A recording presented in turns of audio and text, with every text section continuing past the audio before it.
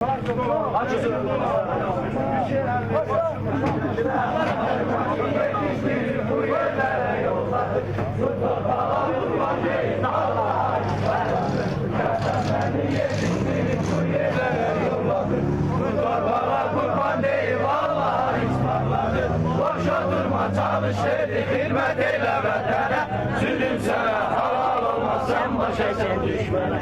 Boş oturma, çalış gelir, hürmet eyle vatana, zulüm sana halal olmaz, sen baş etsen düşmana. Marş ileri, hey! Marş ileri, Azerbaycan askeri, dönmez geri, hey! Dönmez geri, Azerbaycan askeri.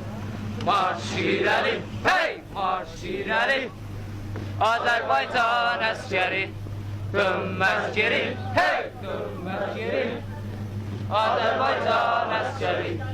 Yastığımız mezardaşı, yorganımız gam olsun.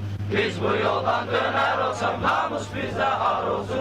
Yastığımız mezardaşı, yorganımız gam olsun. Biz bu yoldan döner olsam namus bize har olsun.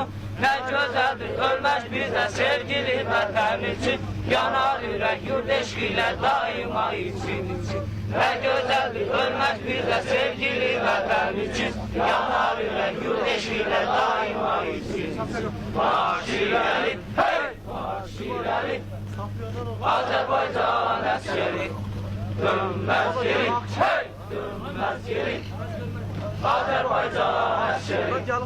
Marş ileri, hey! Marş ileri, Azerbaycan askeri, dönmez geri, hey! Dönmez geri, Azerbaycan askeri. Dövüşten geliyor yorulma. Dur! Ya bu bizim andımız. Buyurun. Başa düşürsünüz. Aydın Dağmıçı. Buyurun bu bizim andımız. Gel anda ahıra şimdi yerine getirelim. Aydın Dağmıçı. Hamdiye bu buralar ara girmek kişine altı. Ne oldu orada?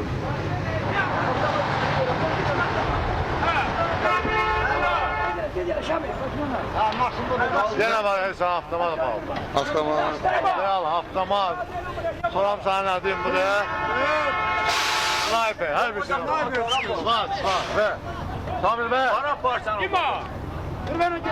Düşürdün o aşağıda onları düşürdün bir dakika. İkiliye ver ha. Böyle ha. Gene zaten 5 laf bunu da verim. Böyle olan oldu.